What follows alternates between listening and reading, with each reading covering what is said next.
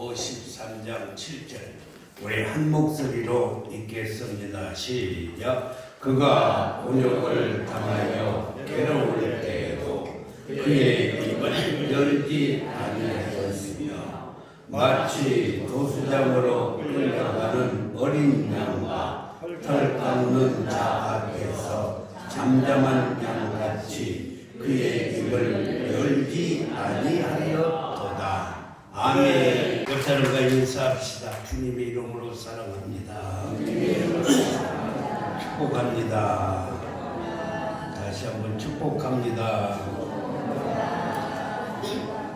사랑하는 성도 여러분, 오늘이 종료주일이고 이번 한 주간 동안은 고난주간으로 지키게 됩니다.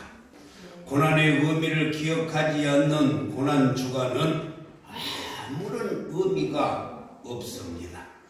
그래서 히브리 기자는 히브리서 3장 1절 말씀에서 그러므로 함께 하늘의 부르심을 입은 거룩한 형제들아, 우리가 믿는 도리의 사도이며 대제사장인 예수를 깊이 생각하라 라고 말씀을 했습니다. 지금부터 2000년 전 예수님이 예루살렘에 입성하실 때에 많은 사람들이 나와서 종려나무 가지를 꺾어 들고 호산나 호산나 하면서 예수님의 입성을 환영했던 것입니다. 예수님의 예루살렘 입성은 크게 두 가지의 의미를 가진데 그의 첫 번째는 영광의 왕으로 입성하십니다. 예수님이 영광의 왕으로 입성하시요. 이것은 시편 기자가 시편 23편 24편 7절에서 이미 예언을 해 놓았는데, 문들아 너의 머리를 들지어다. 영원한 물들아 들릴지어다. 영광의 왕이 들어가시리로다. 영광의 왕이 들어가시리로다. 예수님은 그래서 영광의 왕으로 입성하신 줄 믿습니다. 예수님은 예루살렘의 왕이요 온 이스라엘의 왕이며 나아가서는 온 세계의 왕으로 입성하신 줄 믿습니다. 두 번째, 예수님은 겸손히 섬기시는 왕으로 입성하셨어요. 예수님은 개성 장군처럼 백마를 타고 입성하시는 것이 아니라 나귀 새끼를 타고 입성하셨어요. 예수님이 나귀 새끼를 타고 예루살렘에 입성하신다는 것은 예수님이 이 땅에 오시기 전 520년 전에 스가랴 선지자에 의해서 이미 예언이 되었던 것입니다. 그게 스가랴서 9장 9절 말씀인데, 시온에 따라 크게 기뻐할지어다.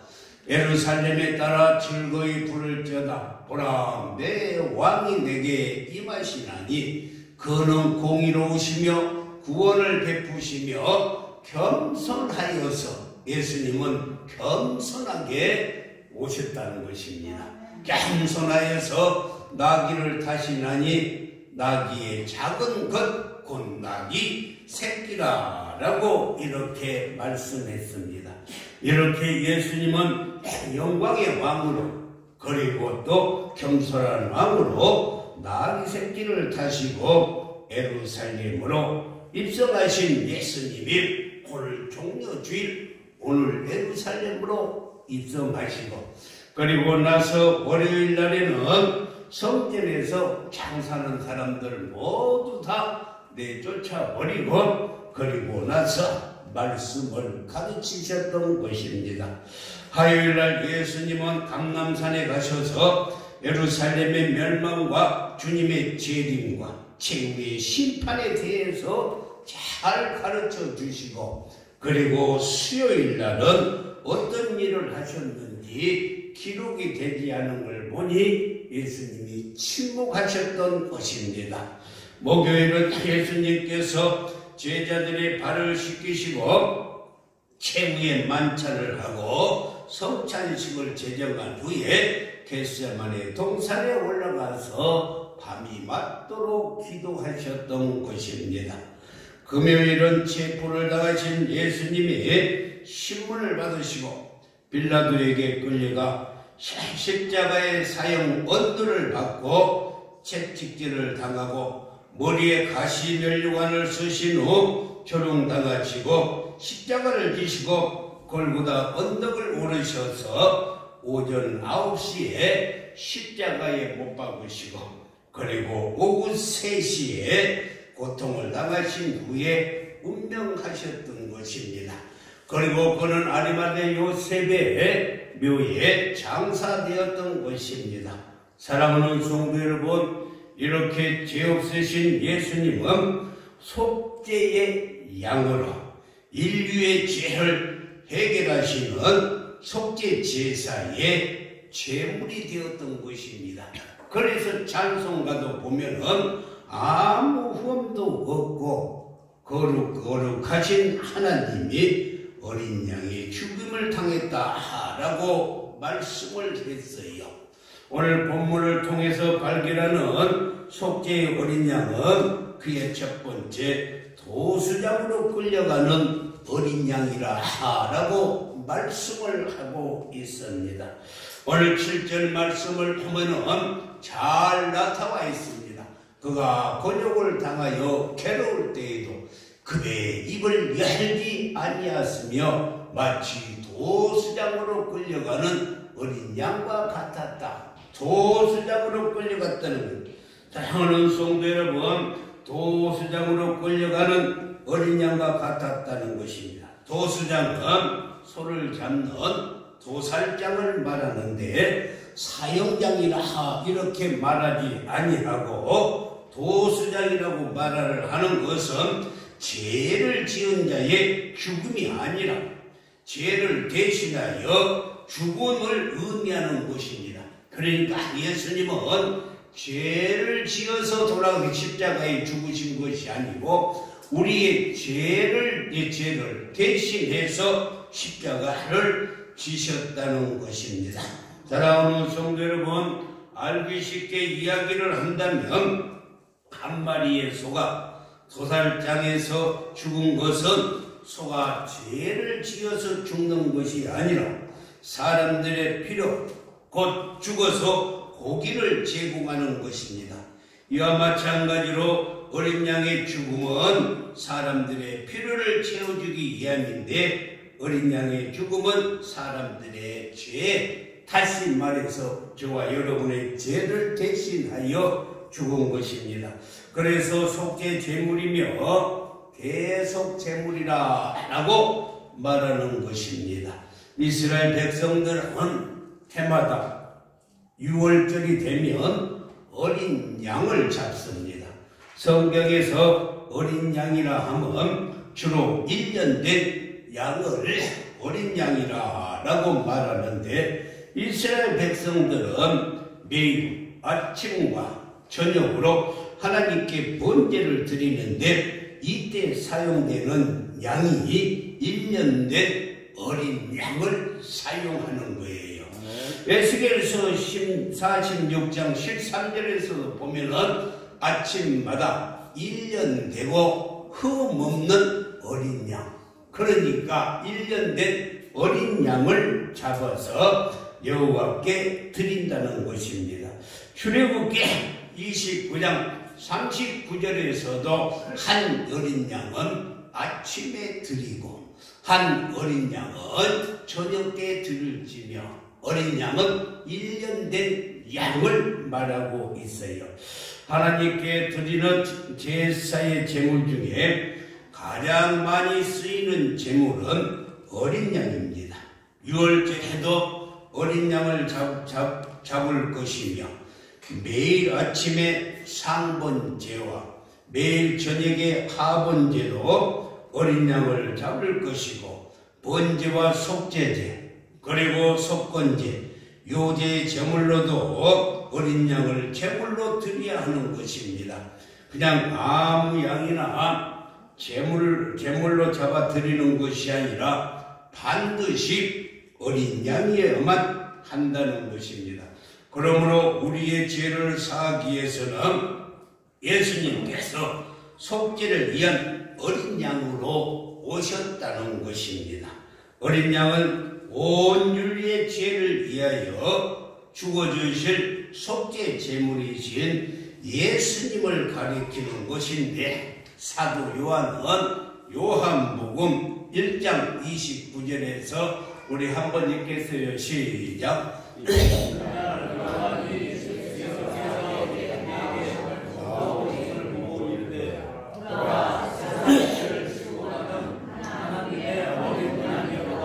사도 요한이 예수님이 지나가는 것을 보고 보라, 세상 죄를 지고 가는 하나님의 어린 양이로다 라고 말씀했어요.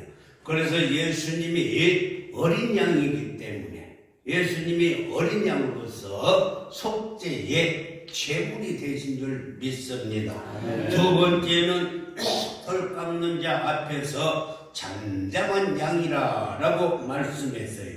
오늘 7절 말씀을 보면은 털 깎는 자 앞에서 잠잠한 양같이 그의 입을 열지 아니하였다라고 말씀했어요. 양의 죽음을 목격한 사람들에 따르면 양은 죽어가는 순간까지 난폭하게 저항을 하거나 또 그리고 양은 죽을 때 이렇게 저항을 하지 않는다는 것입니다. 예수님 역시 자신의 옷을 벗기고 그리고 뺨을 때리고 침을 뱉으며 조롱하고 채찍질하며 십자가에 못 박나 죽는 그 수가까지 저항하지 아니하고 잠잠히 묵묵히 죽음의 길을 택하셨다라는 것입니다. 예수님이 이렇게 잠잠하셨던 이유는 하나님 아버지께 순종하시고 성경의 예언의 말씀을 다 이루기 위함이었던 것입니다.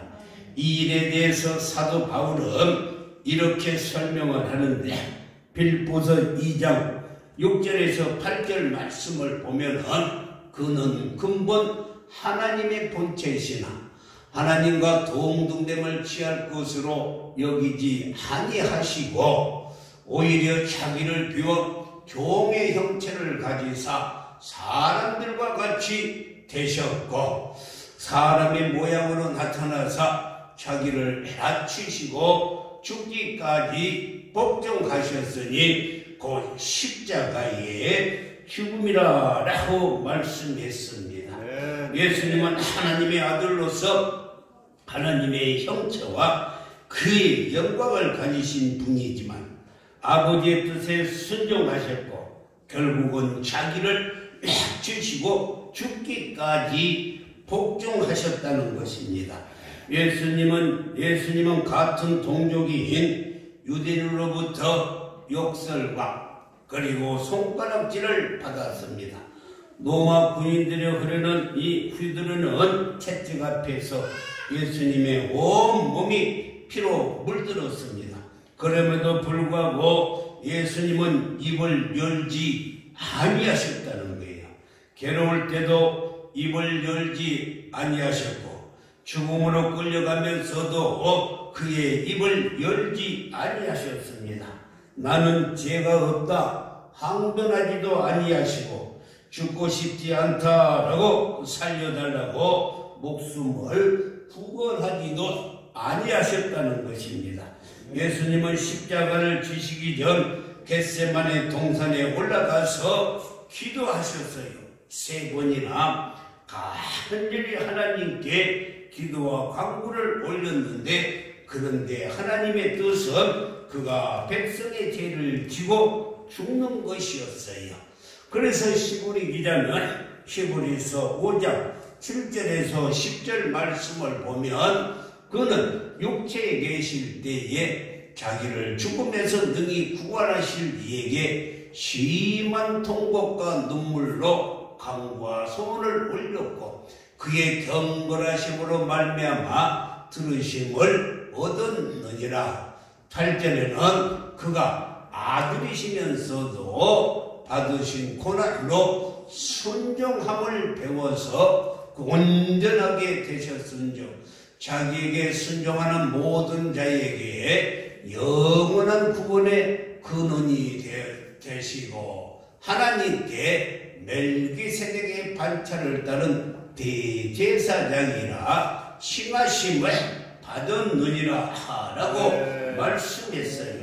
예수님은 자신의 죽음을 막아주실 유일한 하나님께 심한 통곡과 눈물로 하나님께 간구하며 소원을 올렸다라고 말씀했어요.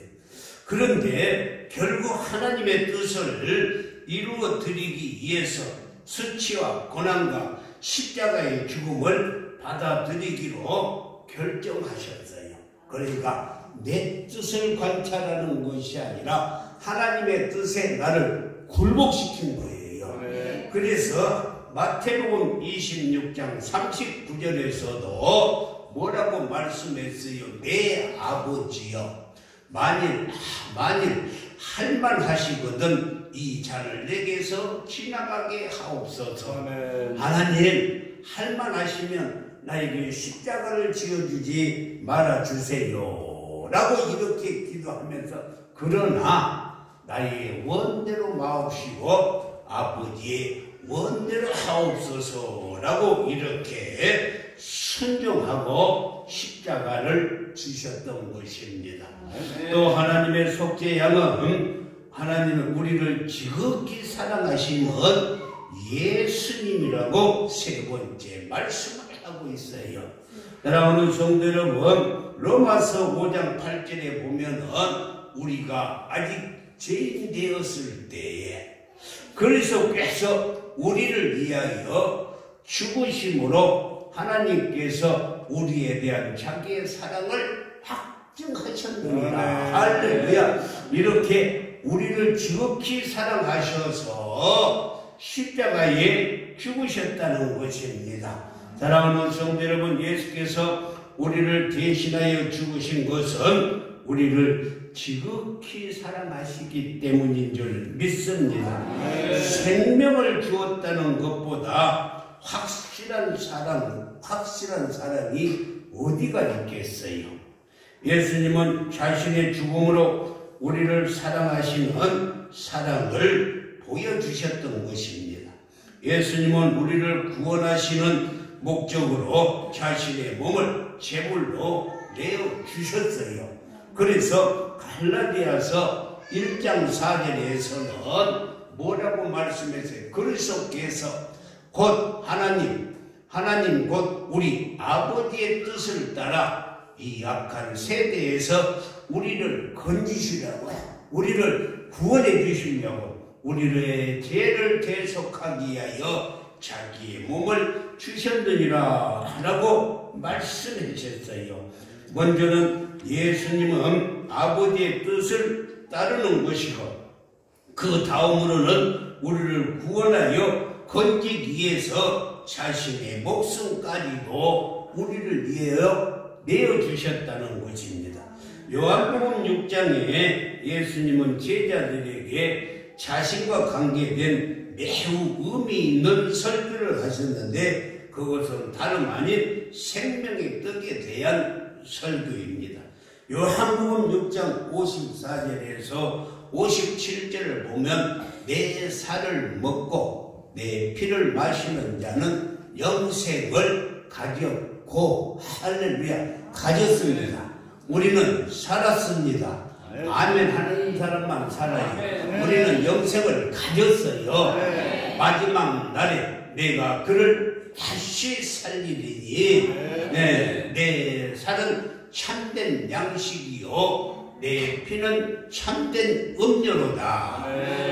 56절에 내 살을 먹고 내 피를 마시는 자는 내 안에 거하고 나도 그의 안에 거하나니 살아계신 아버지께서 나를 보내심에 내가 아버지로 말미암아 사는 것 같이 나를 먹는 그 사람도 나로 말미암아 살리라. 이렇게 예수님은 우리를 영성하게 하는 참된 양식이에요. 아멘. 참된 음료하는 것입니다.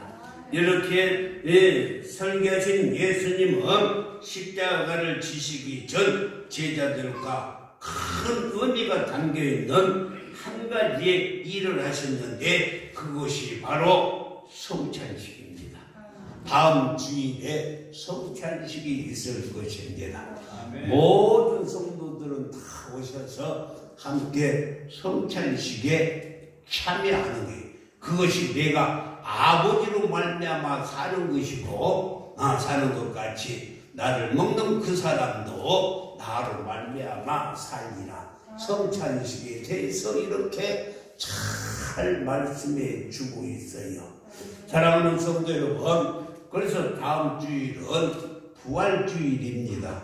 그래서 우리 온 가족이 다 나와서 하나님께 영광을 돌리고 그 부활하신 그 주님이 우리의 천년배가 되셔서 우리도 함께 부활하게 될 줄 믿습니다. 할렐루야.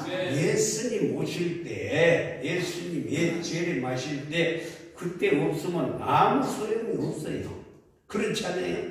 이와 마찬가지로 예수님이 부활이 나의 부활이라고 생각을 하고 다음 주일에는 한 사람도 빠짐없이 나만 오는 게 아니라 온 가족이 다 와서 이 예수님의 부활일에 참여하고 우리도 정말로 축복받는 삶을 사시기를 주님의 이름으로 축원합니다. 성찬식은 기독교 역사상 예수님께서 처음으로 행하신 일입니다.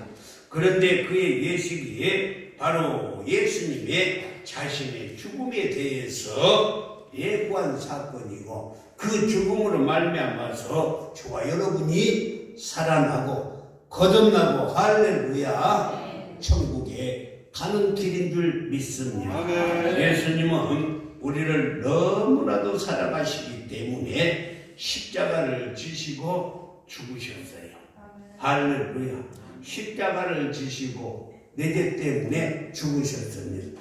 그래서 이사야 53장 4절에서 6절까지를 보면 그는 실로 우리의 질고를 지고 예수님은 나의 질고를 지고 나의 슬픔을 당하였거늘 나는 생각하기를 그는 중보를 받아 하나님께 맞으며 고난을 당한다 하였노라. 5절에 그가 찔림은 나의 허물 때문이고 그가 상함은 나의 죄악 때문이라.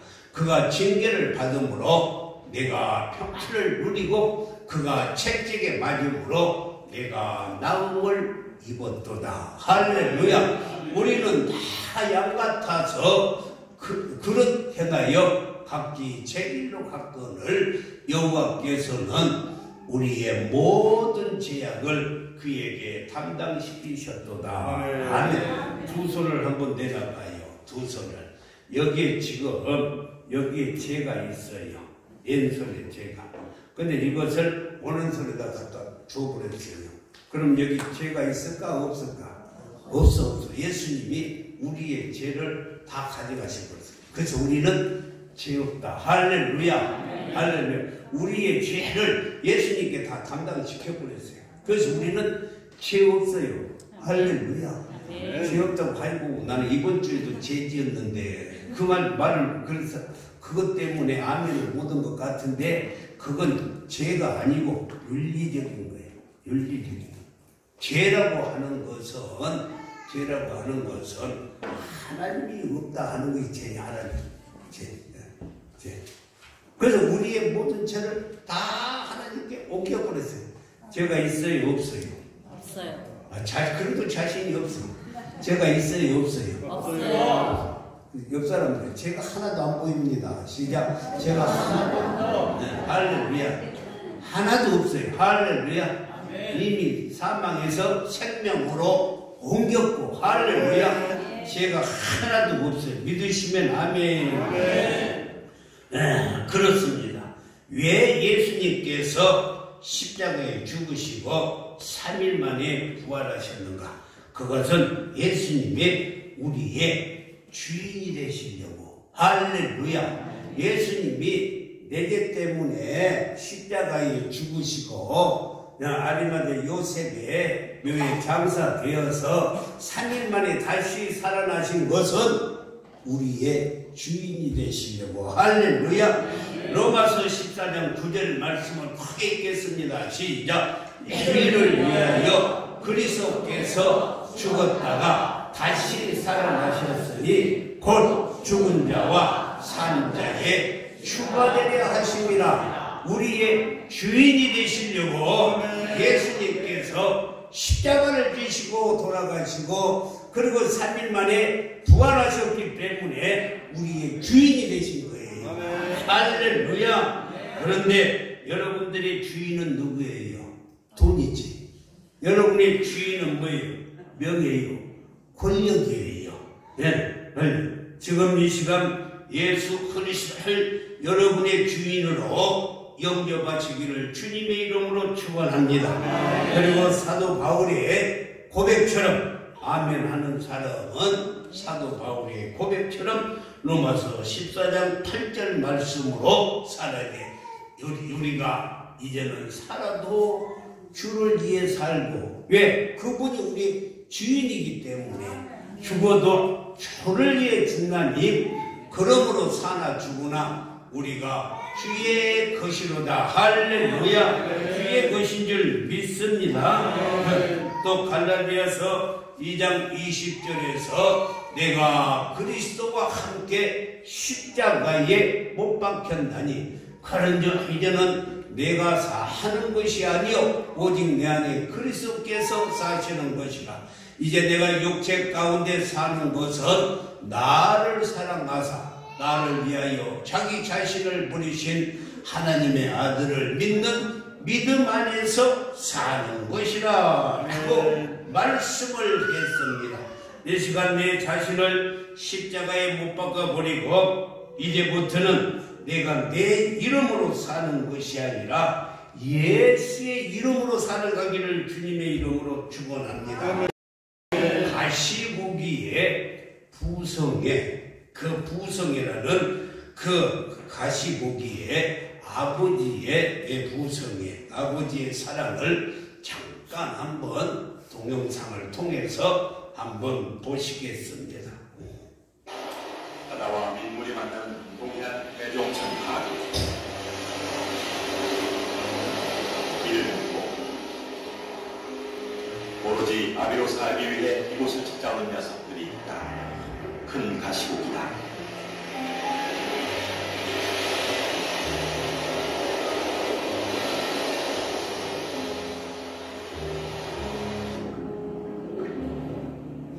일생의 대부분을 바다에서 보내고 자신이 태어난 오직 한 지점을 찾아 돌아온 큰 가시고기. 갈대뿌리 밑에 큰 가시고기 수컷 하나가 둥지를 짓고 있다. 큰 가시고기는 지구상 어류 중 둥지를 짓고 새끼를 키워내는 유일한 어종으로 알려져 있다. 4시간에 걸친 둥지 공사를 끝낸 후 큰 가시고기 수컷이 배가 불룩한 신호를 맞이한다. 암컷은 둥지 속으로 들어가자마자 바로 산란한다. 수컷은 암컷의 등을 자극해 산란을 도움낸다.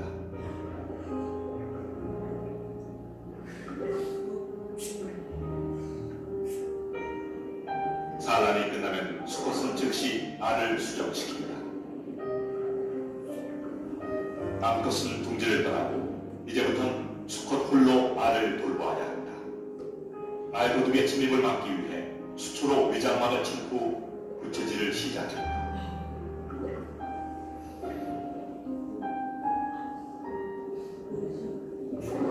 알 냄새가 가시자 주변은 어느새 깨끗이 정돈되고 부채질은 여전히 계속된다. 안전한 부화를 위한 아비의 세심한 배려다.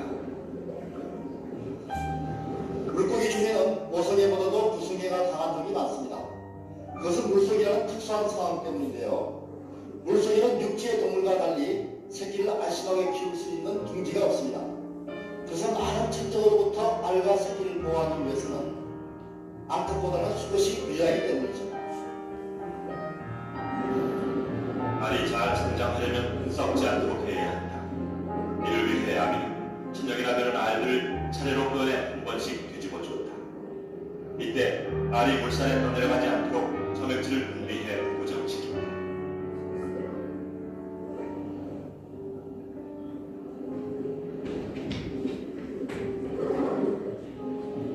아비는 신선한 물을 쏘인 알들을 다시 둥지 안쪽으로 밀어 넣는다.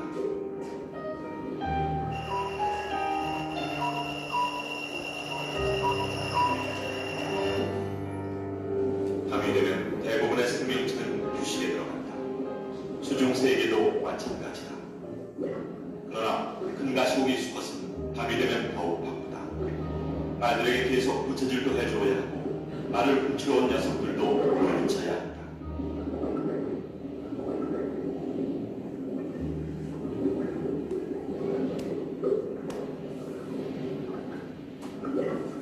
등가시를 세운 채 둥지로 접근하는 모든 적들을 단숨에 몰아낸다. 수컷은 이렇게 하루 24시간 잠도 자지 않은 채 알을 지킨다.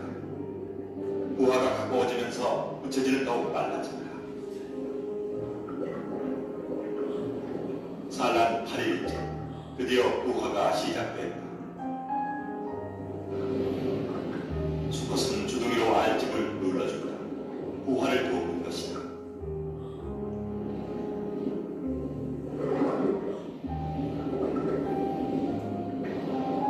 아직 부화하지 못한 알은 부채질을 해주고 먼저 깨어난 새끼들을 돌봐주고 아비는 쉴 뿐이다. 먹지도 자지도 않으면서 지극정성으로 새끼를 돌보는 동안 큰 가시고기의 몸빛은 푸르게 되새된다. 주둥이도 끊임없이 부채질을 해주던 지느러미도 모두 희망한다.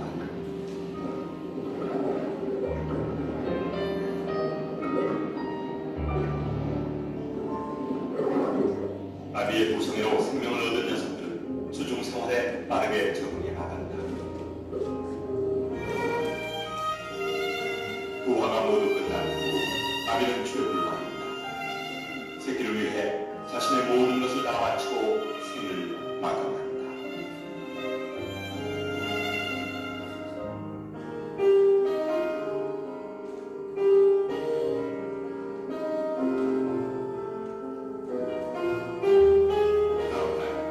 치어들이 아비의 주위로 모여든다. 아비의 죽음은 치어의 먹이가 된다. 마지막 남은 육신마저 새끼들을 위한 생명원으로 내놓은 아비. 그것이 큰 가시고기의 사랑법이다.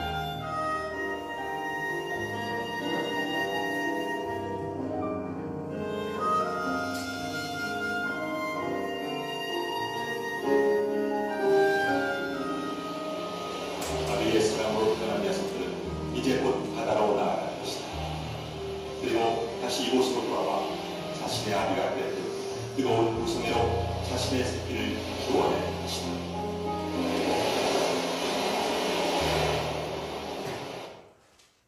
이해가 갑니까? 그 새끼들을 다 부화시키고 그리고 자기가 죽어서 그 새끼들이 밥이 돼요. 그래서 자기는 가시만 남아서 가시고기라라고 이렇게 말하는 것입니다. 우리 주님은 우리 모두를 살리기 위해서 지신 십자가를 짊어지시고 그리고 살과 피를 다 주시고 그리고 우리에게 생명을 주셨던 것입니다. 예수님은 우리의 다 이루었다 말씀하시고 운명하시는 그 순간 저와 여러분이 구원을 얻게 된 줄 믿습니다. 우리를 구원시키기 위해서 정말로 우리 예수님은 어린 양으로서 입을 열지 아니하고 죽으심으로 우리의 주인이 되시고 우리를 구원시켜 주신 줄 믿습니다. 그러므로 우리는 사나 죽으나 주님의 영광을 위해서 살아가시기를 주님의 이름으로 축복합니다. 기도하겠습니다.